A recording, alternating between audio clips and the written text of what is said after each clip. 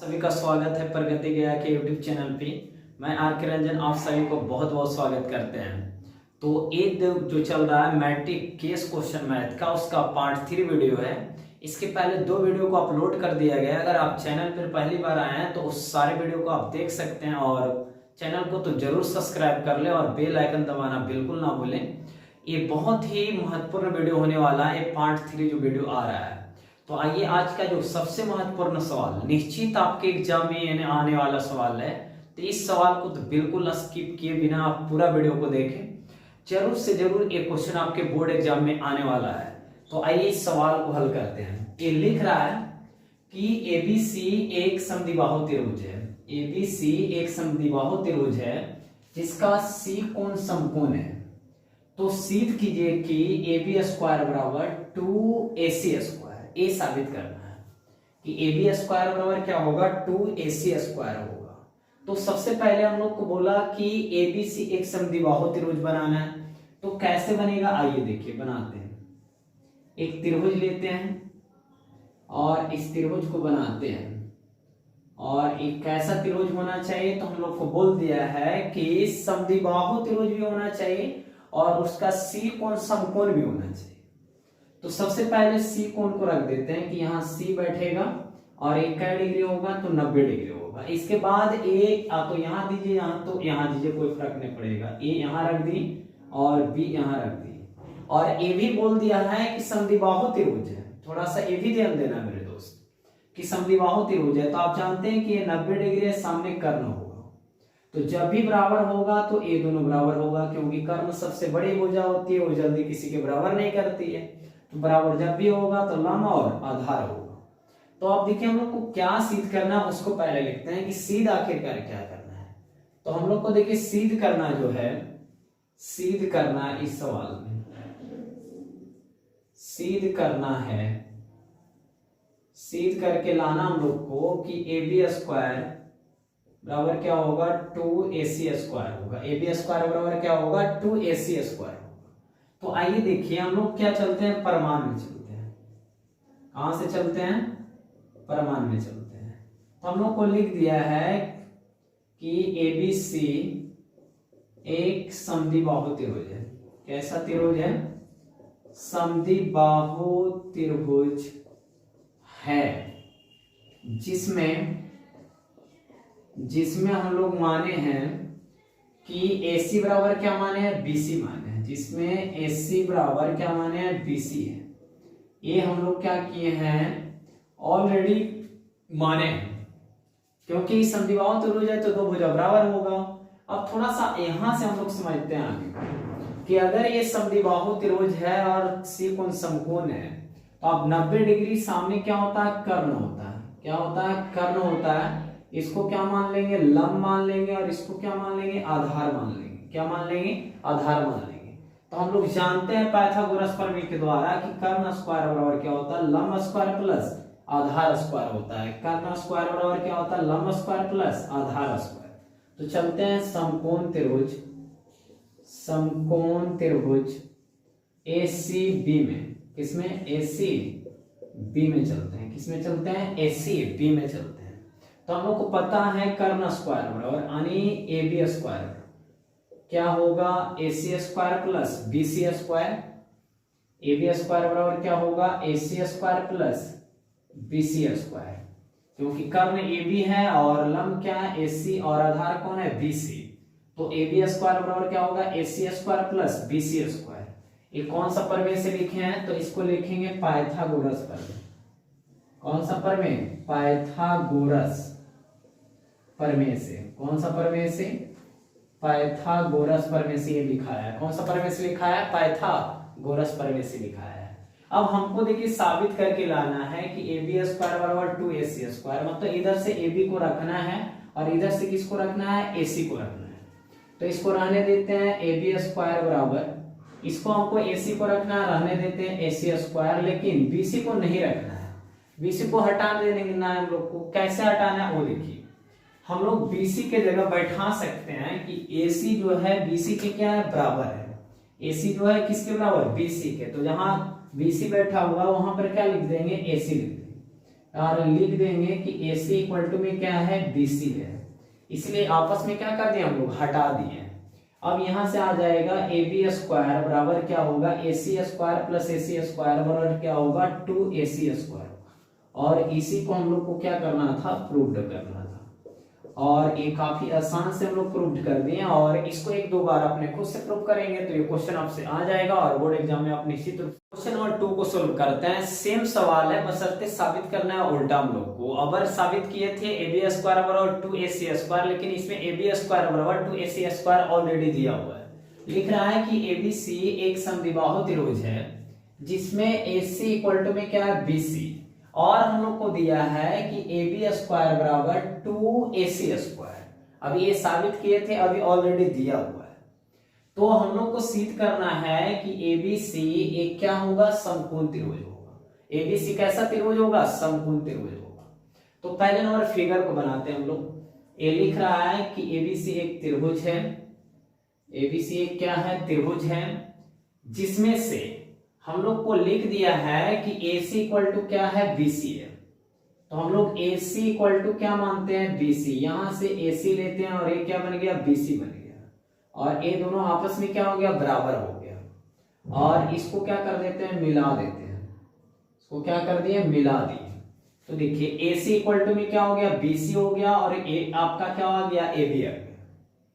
तो अब इसी में साबित करना हम लोग को कि ABC कैसा त्रिभुज होगा, समकोण त्रिभुज होगा। तो कहने का अर्थ है कि C कोण को कितना साबित करना है, 90 डिग्री साबित करना है। तो सबसे पहले जो सिद्ध करना है उसी को लिख देते हैं कि आखिरकार सिद्ध क्या करना है। तो हम लोग को सिद्ध करना है कि ABC एक समकोण त्रिभुज होगा, समकोण त्रिभुज है। अर्थात कहने का अर्थ है कि कोण C इक्वल टू में कितना साबित करना है, 90 डिग्री साबित करना है। कोण C इक्वल टू में कितना साबित करके लाना है, 90 डिग्री साबित करके लाना है। तो चलते हैं, देखिए ये तो सिद्ध करना हम लोग को, चलते हैं परमाणु में। कहां से चलते हैं, परमाणु में चलते हैं। ऑलरेडी हम लोग को दिया हुआ है ABC एक त्रिभुज है जिसमें क्या दिया है, AC इक्वल टू में क्या दिया है, BC दिया है। AC इक्वल टू में क्या दिया है, BC दिया है। और हम लोग को एक चीज और दे दिया है कि चूंकि आपको दे रहे हैं AB स्क्वायर बराबर क्या दे रहे हैं, 2AC स्क्वायर दे रहे हैं। ये पहले से ऑलरेडी दिया हुआ है कि AB स्क्वायर बराबर क्या है, 2AC स्क्वायर। तो इसको लेकर चलेंगे हम लोग। अब देखिए हम लोग को टारगेट ये रहेगा कि पाइथागोरस प्रमेय का विलोम लाना होगा। इसका लाना होगा, पाइथागोरस प्रमेय का विलोम लाना होगा। तो आगे इसको बढ़ाते हैं। ये तो रहेगा AB स्क्वायर, इधर से अगर हम बात करें एक 2AC स्क्वायर को क्या लिख सकते हैं, AC square plus AC square लिख सकते हैं। क्या लिख सकते हैं, AC square plus AC square. अब देखिए इसको और आगे बढ़ा लेते हैं हम लोग। ये हो जाएगा हमारे पास AB स्क्वायर इक्वल टू में, देखिए अब एक AC स्क्वायर को रहने देते हैं, एक AC स्क्वायर को हटा देते हैं। यहां से इसको रहने देते हैं AC स्क्वायर, और ये जो AC स्क्वायर इसको AC के जगह हम लोग पुट कर देते हैं, क्योंकि AC और BC आपस में बराबर है। तो AC के जगह किसको पुट कर दिए, BC स्क्वायर कर दिए, और यहाँ लिख देंगे कि AC इक्वल टू में क्या है, BC है। इसीलिए इसको क्या कर दिए, हटा दिए, क्योंकि बिना कारण दिए हुए आप किसी चीज को हटा नहीं सकते। अब हमारे पास आ गया है AB स्क्वायर बराबर क्या हो गया, AC square plus BC square. क्या आ गया, AB स्क्वायर बराबर AC square plus BC square. तो थोड़ा सा समझिए कि इस त्रिभुज की ये सबसे बड़ी भुजा है, और ये बड़ी भुजा का जो वर्ग है हमें दो छोटी भुजाओं के वर्गों के योगफल के क्या आ रहा है, बराबर आ रहा है। तो ऐसा कंडीशन कब होगा, जब क्या होगा, समकोण त्रिभुज होगा। तो समकोण त्रिभुज में ऐसा ही होता है कि बड़ी भुजा का वर्ग जो रहता है वो अन्य दो छोटी भुजाओं के वर्गों के योगफल के बराबर करता है। तो हर हाल में ये जो बड़ी भुजा है AB, इसके सामने वाला जो कोण होगा वो क्या हो जाएगा, समकोण हो जाएगा। कौन सा प्रमेय काम करेगा, तो पाइथागोरस प्रमेय का विलोम काम करेगा। ये इसीलिए लिखेंगे कि इसीलिए एंगल C जो होगा वो कितना होगा, 90 डिग्री हो जाएगा। क्यों ऐसा हो जाएगा, तो इसका कारण देना होगा पाइथागोरस प्रमेय पाइथागोरस प्रमेय के विलोम से। ऐसा क्यों हुआ? पाइथागोरस प्रमेय के विलोम से। पाइथागोरस प्रमेय का विलोम यही कहता है कि किसी भी त्रिभुज में बड़ी भुजा का वर्ग अन्य दो छोटी भुजाओं के वर्गों के योगफल के अगर बराबर हो तो बड़ी भुजा के सामने का कोण क्या होता है? समकोण होता है। इसीलिए कोण सी हो गया 90 डिग्री। इसीलिए हम लोग लिखेंगे कि एबीसी एक समकोण त्रिभुज है और इसी को क्या करना था? प्रूफ करना था। इसको क्या करना था? प्रूफ करना था। और ये सवाल आपके लिए काफी महत्वपूर्ण। देखिए क्वेश्चन नंबर 3 पे आते हैं। ये क्वेश्चन तो और महत्वपूर्ण क्वेश्चन है क्योंकि इस पर क्वेश्चन हर बार पूछा जाता है। ये सवाल नहीं आया तो कोई बात नहीं, लेकिन इस पर जरूर सवाल पूछे जाएंगे। ये बहुत प्यारा सा सवाल है और बहुत ही इंपॉर्टेंट सवाल है, ऑब्जेक्टिव के लिए भी और सब्जेक्टिव के लिए भी। तो आइए इस सवाल को हम डिस्कस करते हैं। लिख रहा बिंदुओं -1,3 तथा -5,7 के बीच की दूरी ज्ञात कीजिए। दो बिंदु दिया है, इसके बीच का क्या निकालना है? दूरी निकालना है। तो ये दूरी कैसे निकलेगा आइए देखिए। पहले फिक्स करते हैं कि वो दो बिंदु कौन कर रहे हैं। तो यहां से एक पॉइंट लेते हैं और एक पॉइंट यहां से लेते हैं। यहाँ पे हम पॉइंट मान लेते हैं ए है और यहाँ पे पॉइंट क्या मान लेते हैं? बी है। तो ए का नियमक मान लेते हैं -1, क्या है? 3 और बी का नियमक मानते हैं कि -5, क्या है? 7 है। आ रहा है समझ में? तो हम लोग थोड़ा सा समझने का प्रयास करेंगे इस क्वेश्चन का हल करने के लिए। मान लिया हम लोग ना, माना कि ए का नियमक कितना माने? -1, 3 माने और बी का नियमक कितना माने? -5, 7 माने। अब थोड़ा सा आपको पता है कि ए जो होगा x1 y1 होगा और ए क्या होगा? x2 और y2 होगा। शुरू वाला क्या होगा? x1 y1 होगा और ये वाला क्या होगा? x2 y2 होगा। ये देखिए क्या होगा? x1 और ये क्या होगा? y1 होगा और ये आपका क्या होगा? x2 और ये क्या होगा? आपका y2 होगा। आ रहा है समझ में? पहले x नियमक लिखा था, फिर इसके बाद y नियमक लिखा था। तो हम लोग को दूरी सूत्र पता होनी चाहिए। दूरी सूत्र कौन सा सूत्र? दूरी सूत्र के द्वारा इसको हल किया जाएगा। दूरी सूत्र, तो दूरी सूत्र के द्वारा जानते हैं कि AB बराबर क्या होगा? √ x1 माइनस क्या? x2 का whole square plus y1 minus y2 का whole square. x1 minus x2 का whole square plus y1 minus y2 का होल स्क्वायर। ये फार्मूला को तो निश्चित आप लोग याद कर लीजिएगा, बहुत ही काम का फार्मूला है। अब वैल्यू को पुट कीजिए हम लोग। देखिए x1 की जगह क्या है? -1 बैठा हुआ है और x2 की जगह आपके पास देखिए x1 की जगह -1 और x2 की जगह क्या? -5। ये माइनस और -5 आ गया। तो फाइनली इसका क्या हो जाएगा? स्क्वायर हो जाएगा प्लस y1 क्या है? 3 है और माइनस y2 का मान कितना है? 7 है। तो इसका अगर होल स्क्वायर करेंगे तो फाइनली आगे इसको बढ़ाते हैं। देखिए हमारे पास देखिए आया -1 और माइनस माइनस क्या होता है? प्लस हो जाता है। तो इसका होल स्क्वायर हो जाएगा प्लस 3 में से 7 घटा देंगे तो क्या बचेगा? -4 का होल स्क्वायर बचेगा। अब थोड़ा सा और आगे बढ़ते हैं हम लोग। तो हमारे पास आ रहा है देखिए ये -1 और +5 तो क्या हो जाएगा? 4 का स्क्वायर हो जाएगा और ये आया था -4 का होल स्क्वायर और ये क्या रहेगा? √ रहेगा। तो फाइनली ये हमारे पास आ जाएगा 4 का स्क्वायर कितना होगा? 16 और -4 का स्क्वायर, माइनस का स्क्वायर क्या हो जाता है? प्लस हो जाता है। तो 4 का स्क्वायर क्या होगा? ये भी 16। तो √ कितना आ जाएगा? 32 आ जाएगा। तो 32 को निकालिएगा तो कितना निकलेगा? 4√2 निकलेगा। यानी हमारे पास AB का वैल्यू क्या है? 4√2। और आप जान रहे हैं कि AB एक तरह का क्या है? दूरी है। तो दूरी के लिए मात्रक के साइन में क्या होता है? मीटर होता है, लेकिन यहाँ कुछ नहीं दिया हुआ है। तो इसके लिए क्या लिखना होगा? इकाई लिखना होगा। क्या लिखना होगा? इकाई, या तो अंग्रेजी में इसको यूनिट लिखेंगे। क्या लिखेंगे? यूनिट लिखेंगे और यही आपका क्या हो जाएगा? आंसर हो जाएगा। तो ये सवाल नंबर 4 बहुत प्यारा सा सवाल है। ये सवाल को सिद्ध करना है, त्रिकोणमिति का सवाल है। ये भी बहुत प्यारा सा सवाल है और बहुत बार एग्जाम में पूछा गया और फिर आने की संभावना है। तो इस सवाल को समझने की पूरी कोशिश आप लोग कीजिए और अगर नोट पेन आपके पास है तो जरूर नोट कर लें इस सवाल को। लिख रहा है कि सिद्ध करें कि साइन थीटा बटा 1 plus cos theta plus 1 plus cos theta by में साइन थीटा बराबर क्या लाना है 2 कॉसेक थीटा लाना है। थोड़ा सा ये देखिए, सिद्ध करने वाला में थोड़ा सा सावधानी बरतना है कि यहीं पर आंसर दिया रहता है, बशर्ते उस आंसर को लाएंगे कैसे, इस पर हम लोग डिस्कस करेंगे। तो इस सवाल को सोल्व करने के लिए आज एक बेहतर टेक्निक दे रहे हैं कि सिद्ध करने वाले सवाल से बहुत सारे बच्चे डरते हैं, तो कैसे इसको हम लोग सिद्ध करेंगे। जितने भी सवाल है ज्यादातर हम लोग एलएचएस से सिद्ध करते हैं, आरएचएस से सिद्ध करने की कोई आवश्यकता नहीं होती है, एलएचएस से हम लोग सिद्ध करते हैं। तो आइए देखिए, चलते हम लोग इसका हल के लिए एलएचएस से चलते हैं। कहां से चलते हैं? एलएचएस।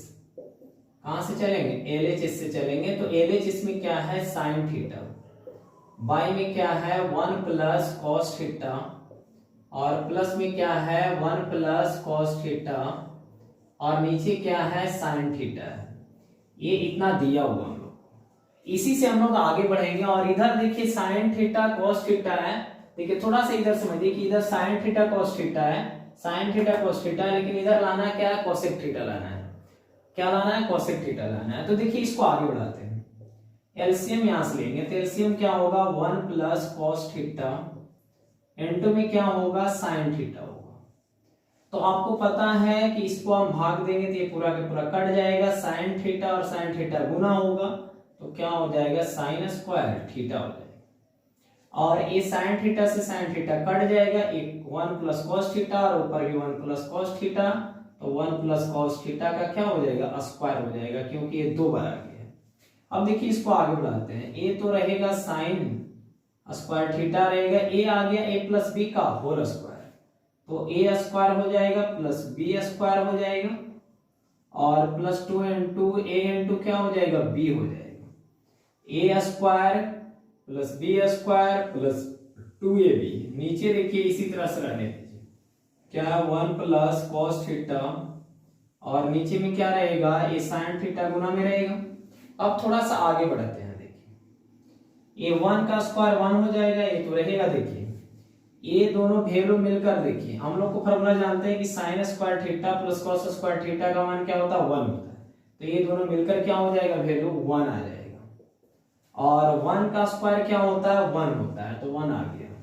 और ये 2 गुने 1 गुने कॉस थीटा क्या होता है? 2 कॉस थीटा हो जाएगा, प्लस में क्या होगा? 2 कॉस थीटा आ जाएगा। नीचे आइए, लिखल है 1 प्लस कॉस थीटा और इनटू में क्या है? साइन थीटा है।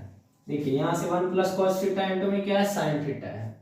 अब थोड़ा सा आगे बढ़ते हैं, देखिए 1 और 1 कितना होता है? 2 होता है, 2 प्लस 2 कॉस थीटा, और नीचे क्या है? 1 प्लस कॉस थीटा, और इनटू में क्या है? साइन थीटा है। और आगे बढ़ते हैं थोड़ा सा, 2 ऊपर से कॉमन कीजिए, तो 2 कॉमन कीजिएगा तो यहाँ पर कुछ नहीं है, तो 2 गुने 1 तो है, तो यहाँ से 1 बचेगा, और यहाँ से 2 निकल गया तो क्या बचेगा? कॉस थीटा बचेगा। और नीचे आइए, ये क्या है? 1 प्लस कॉस थीटा, और इनटू में क्या है? साइन थीटा है। तो आप थोड़ा सा यहाँ समझने का प्रयास कीजिए कि ये दोनों सेम है, तो पूरा का पूरा क्या होगा? कट जाएगा। और आगे बढ़ाएंगे तो 2 बटा क्या हो जाएगा? साइन थीटा हो जाएगा। क्या हो जाएगा? साइन थीटा हो जाएगा। अब आप लोग को ये तो जरूर पता है कि साइन थीटा जब नीचे से ऊपर जाता है तो कोसेक थीटा में क्या कर जाता है? चेंज कर जाता है। यहां से देखिए आप, ये जब साइन थीटा नीचे से ऊपर जाएगा तो किसमें चला जाएगा? कोसेक थीटा में आ जाएगा, इसलिए क्या हो जाएगा? 2 कोसेक थीटा हो जाएगा। ऐसा क्यों होता है? क्योंकि हम लोग फॉर्मूला जानते हैं, फॉर्मूला ये जानते हैं कि कोसेक थीटा इक्वल टू 1 बटा क्या होता है? साइन थीटा होता है। इसीलिए ये sine theta 1 by sine theta को लिख सकते हैं कोसेक थीटा, और 2 की जगह 2 रहेगा। तो इसी को हम लोग को क्या करना था? प्रूव्ड करना था, और यही हमारा क्या हो गया? प्रूव्ड हो गया। नंबर 5, ये सवाल निश्चित आपको एग्जाम में आएगा, तो ये सवाल भी बहुत प्यारा सा सवाल लाए हैं। तो ये सवाल क्या लिख रहा है? देखिए लिख रहा है कि सिद्ध करें कि किसी वृत्त के किसी व्यास के सिरों पर खींची गई स्पर्श रेखाएं समानांतर होती है। ये तो पता है कि किसी वृत्त को अगर टच करते हुए कोई रेखा निकल जाती है तो उसे स्पर्श रेखा कहते हैं, और अगर कोई रेखा किसी वृत्त को काटते हुए चली जाती है तो उसे क्या कहते हैं? छेदक रेखा कहते हैं। मतलब कहने का अर्थ है कि अगर कोई रेखा किसी वृत्त को किस करते हुए निकल जाती है तो उसे क्या कहते हैं, स्पर्श रेखा कहते हैं। लेकिन अगर वो चीरते हुए निकलती है तो उसे क्या कहते हैं, छेदक रेखा कहते हैं। तो देख रहे हैं कि एल जो है इस वृत्त को किस करते हुए निकल रहा है, तो ये कैसा रेखा होगा, स्पर्श रेखा होगा। और एम भी क्या कर रहा है, इस वृत्त को किस करते निकल रहा है, इसलिए क्या होगा, स्पर्श रेखा होगा। लेकिन यही अगर एक ऐसे रेखा खींच दें, इसको पूरी तरह से चीरते हुए निकल जाएगा तो ये क्या बन जाएगा, छेदक रेखा। तो ये सवाल में ये लिख रहा है कि अगर कोई वृत्त है आपके पास, क्या है, कोई वृत्त है और उसका अगर कोई व्यास लेते हैं तो एक व्यास लाए ए बी, और इसके अगर दोनों सिरे पर देखिए, एक सिरा यहाँ पे है और एक सिरा यहाँ पे है, दोनों सिरा पर अगर हम क्या करते हैं, कोई दो स्पर्श रेखा खींचते हैं, तो ये हम लोग को साबित करना है कि ये दोनों स्पर्श रेखा जो होगा एल और एम आपस में क्या होगा, समानांतर होगा। यही साबित करना होगा। तो आइए देखिए, पहले लिखते हैं कि क्या सिद्ध करना है। तो टू प्रूफ करना है हम लोग को, टू प्रूफ करके लाना है, सिद्ध करके लाना है कि एल समानांतर क्या होगा, एम होगा। एल और एम आपस में क्या होगा, समानांतर होगा। तो अब देखिए हम लोग को चलते हैं प्रूफ में, यानी प्रमाण में चलते हैं। इसको क्या बोलते हैं, प्रमाण। तो प्रमाण में हम लोग चलते हैं कि क्या करना है। तो लिखते हैं पहले, माना कि ओ केंद्र वाले एक वृत्त है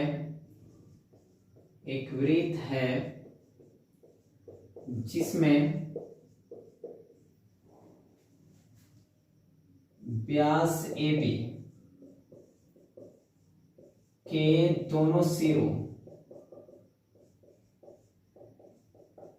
सिरों पर एल एवं एम स्पर्श रेखा खींची गई है।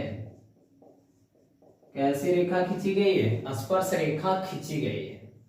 तो आप लोग को ये भी पता है कि देखिए, स्पर्श रेखा जो होती है वो त्रिज्या पर क्या होती है, लंब होती है। स्पर्श रेखा और त्रिज्या के बीच कितने डिग्री का कोण बनता है, 90। ये 90 बनेगा तो ये भी क्या बनेगा, 90 बनेगा। और अगर इसको कोण 1 रखते हैं तो ये कोण क्या होगा, 2 होगा।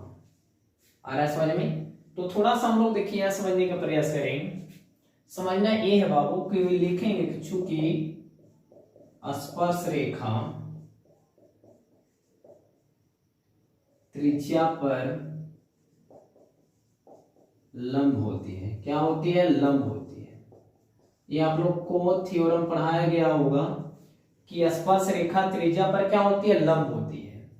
इसीलिए कोण 1 बराबर क्या होगा, 90 डिग्री होगा, और कोण 2 बराबर क्या होगा, 90 डिग्री होगा। कोण 1 और कोण 2 दोनों क्या होगा, 90-90 डिग्री होगा। और आप लोग को ये पता है कि अगर कोण 1 बराबर भी 90 डिग्री और कोण 2 बराबर भी 90 डिग्री, तो हर हाल में कोण 1 जो होगा वो कोण 2 के क्या हो जाएगा, बराबर हो जाएगा। क्यों बराबर हो जाएगा, क्योंकि ये दोनों आपस में क्या है, 90 डिग्री। और अगर ऐसा नहीं करते हैं तो इसको आप इक्वेशन पहला ले लीजिए और इसको इक्वेशन दूसरा ले लीजिए आप, और यहां से लिख दीजिए कि दोनों का RHS बराबर है, इसलिए LHS क्या होगा, बराबर होगा। यहां से लिख देंगे इक्वेशन फर्स्ट तथा सेकंड से, डायरेक्ट भी कर सकते हैं या तो इक्वेशन लेकर भी कर सकते हैं। तो इक्वेशन फर्स्ट तथा सेकंड से करेंगे तो कोण 1 बराबर क्या होगा, 2 हो जाएगा। कोण 1 बराबर क्या हो जाएगा, 2 हो जाएगा। और देखिए कोण 1 और 2 आपस में बराबर कर जा रहे हैं, और एक ऐसा कोण बन रहा है, एकांतर कोण बन रहा है। कैसा कोण बन रहा है, एकांतर कोण। ये लिखेंगे कि ए एकांतर कोण के युग्म है। कौन सा कोण के युग्म है, एकांतर कोण के युग्म है। और आप लोग को पता है कि जब एकांतर कोण बराबर होते हैं तो रेखा क्या होती है, समानांतर होती है। और जब रेखा समानांतर होती है तो एकांतर कोण क्या होते हैं, बराबर होते हैं। तो एकांतर कोण क्या हो गए, बराबर हो गए, इसलिए रेखा क्या होगा, एल जो होगा वो एम का क्या होगा, समानांतर हो जाएगा। एल और एम आपस में क्या हो जाएगा, समानांतर हो जाएगा। क्यों हो जाएगा, क्योंकि ये दोनों आपस में कैसी कोण है, एकांतर कोण है। और एकांतर कोण है तो ये दोनों रेखा आपस में क्या होगा, समानांतर होगा। क्वेश्चन नंबर 6 भी बहुत प्यारा सा सवाल है और ये सवाल भी काफी महत्वपूर्ण सवाल है, तो बिल्कुल इसको बिंदी लगाकर जरूर छाप लेंगे और जरूर से जरूर इस क्वेश्चन आ जाएगा बोर्ड एग्जाम में, तो जरूर आप बना देंगे। बहुत प्यारा सा सवाल। ये लिख रहा है कि दो खिलाड़ी संगीता और रेशमा टेनिस का एक मैच खेलते हैं। क्या चीज का मैच खेलते हैं? टेनिस का। कौन कौन? संगीता और रेशमा। लिख रहा है यह ज्ञात है कि संगीता द्वारा मैच जीतने की प्रायिकता कितना है? 0.62 है। 0 कितना है? 62 है। तो रेशमा के जीतने की प्रायिकता क्या है? संगीता के मैच जीतने की प्रायिकता दिया हुआ है, तो हम लोग को पूछ रहा है कि रेशमा के जीतने की प्रायिकता क्या होगा। रेशमा के जीतने की प्रायिकता क्या होगा? तो इस सवाल को हल करने के लिए हम लोग क्या करेंगे, देखिए प्रायिकता ऑफ संगीता कितना दिया हुआ हम लोग को? 0.62 दिया हुआ है। और निकालना है प्रायिकता ऑफ रेशमा, इसका नहीं दिया हुआ है, इसी को निकालना है। तो आपको पता है पूरक प्रायिकता में प्रायिकता ऑफ संगीता प्लस प्रायिकता of Reshma equal to value क्या होगा? 1 होगा। ये फॉर्मूला आप लोग को पता है, PE plus PE dash equal to क्या होता है? 1। पूरक प्रायिकता। कौन सा प्रायिकता? पूरक।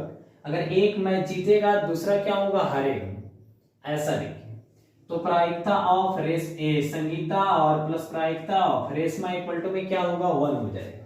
क्योंकि आपको पता है कि सरल घटना के कुल प्रायिकताओं का योगफल क्या होता है? 1 होता है।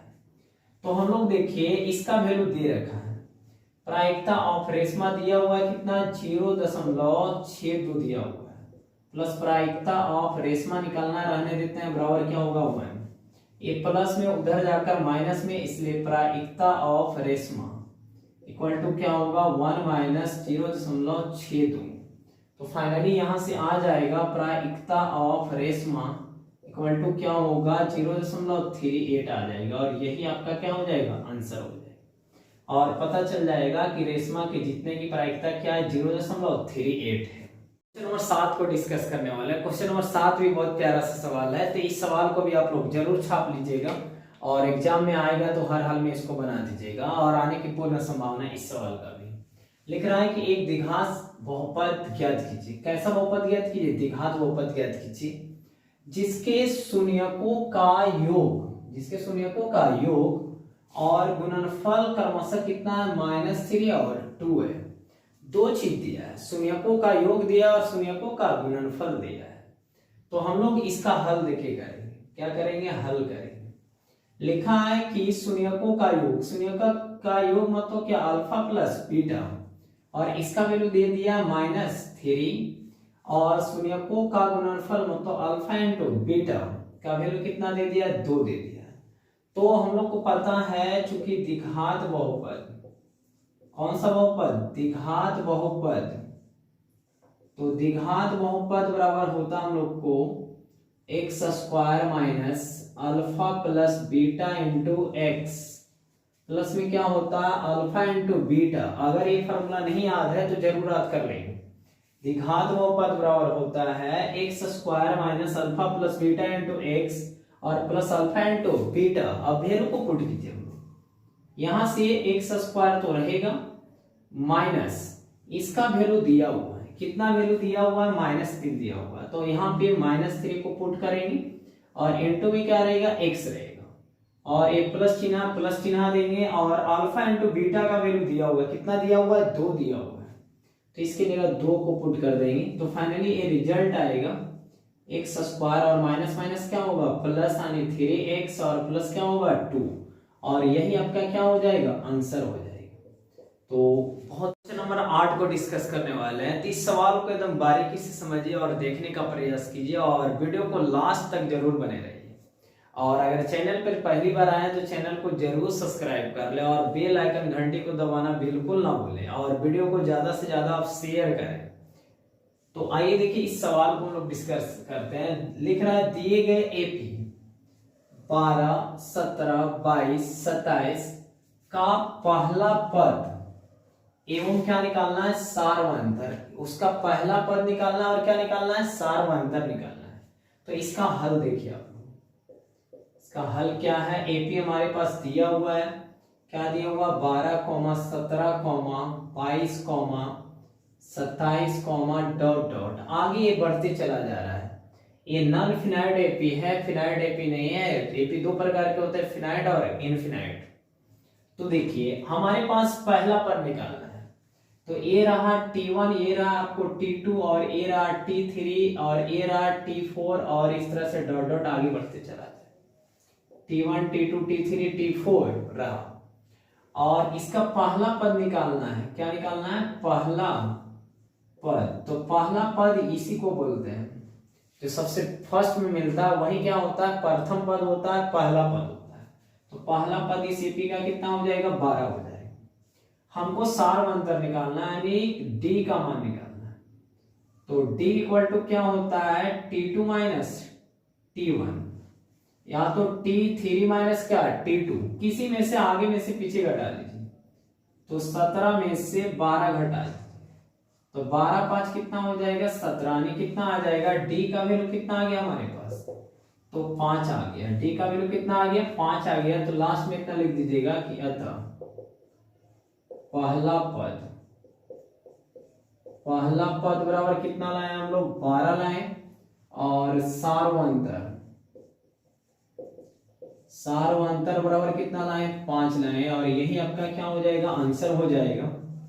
और इतना अगर आप कर देते हैं तो दोनों सवाल, बहुत प्यारा सा सवाल ये भी है, बहुत प्यारा सा, बहुत ज्यादा। लिख रहा है क्या कि के किस मान के लिए द्विघात समीकरण के x into x minus 2 plus 6 बराबर 0 का दोनों मूल क्या होगा, बराबर होगा। तो इस सवाल को कैसे सोल्यूशन करेंगे, तो इस सवाल को हल करने के लिए पहले जो दिया हुआ है, लिख रहा है के x into x minus 2 plus 6 बराबर क्या है, 0।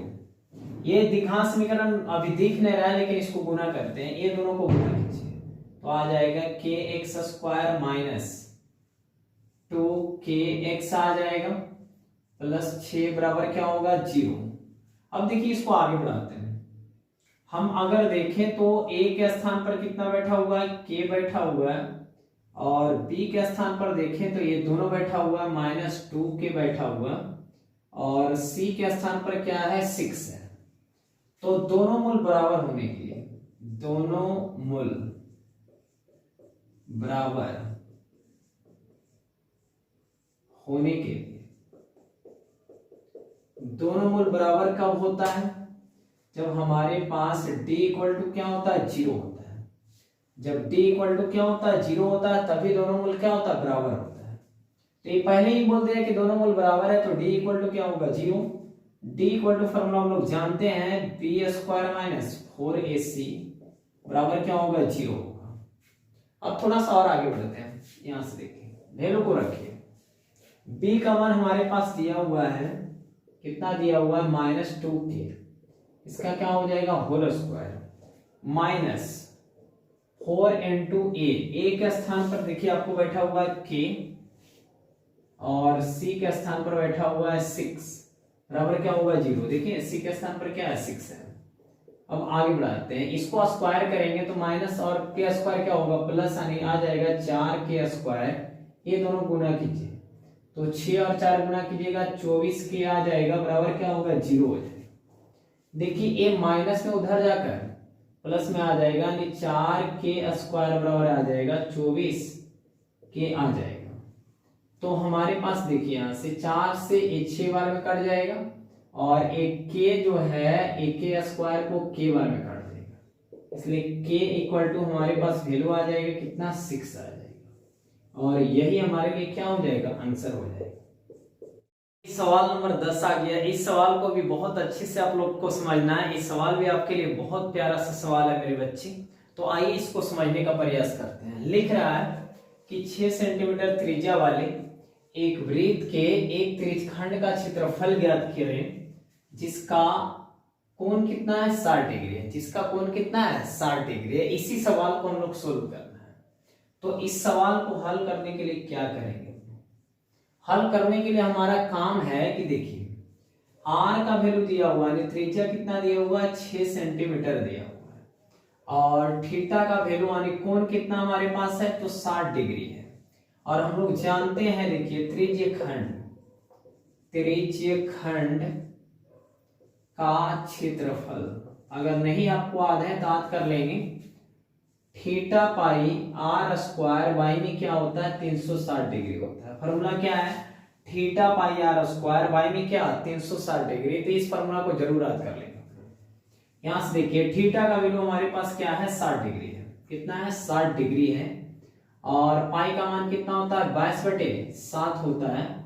और नीचे क्या है, 360 और बचा हुआ है। देखिए यहां से, और आर का वैल्यू हम लोग को पता है कितना दे दिया है, 6 दे दिया है। कितना दे दिया है, 6 गुने क्या हो जाएगा, 6 हो जाएगा। अब इसको कट कर देते हैं हम लोग। कट करने के लिए क्या करना होगा, ये क्या होगा, 6 बार में कट जाएगा। कितने बार में कट जाएगा, 6 बार में। और एक 6 से 6 क्या होगा, कट जाएगा। तो हमारे पास 22 गुने 6 रहा, तो 22 छक क्या होता है, 132, और बाई में क्या होगा, 7, और सेंटीमीटर है तो सेंटीमीटर स्क्वायर इसका क्या होगा, आंसर हो जाएगा। तो आप इस वीडियो को पूरे लास्ट तक बने रहें, इसके लिए बहुत बहुत धन्यवाद। और इस वीडियो को ज्यादा से ज्यादा आप क्या करें, शेयर करें अपने सभी दोस्तों के पास। और अगर चैनल पे आए हैं तो पहली बार, तो आप जरूर चैनल को सब्सक्राइब कर लें और बेल आइकन दबाना बिल्कुल ना भूलें। और एक बहुत प्यारा सा कमेंट करें कि हम और ऐसे ऐसे वीडियो को लाएं और आपको ज्यादा से ज्यादा हम हेल्प करने का प्रयास करें। तो फिर मिलेंगे, तब तक के लिए जय हिंद।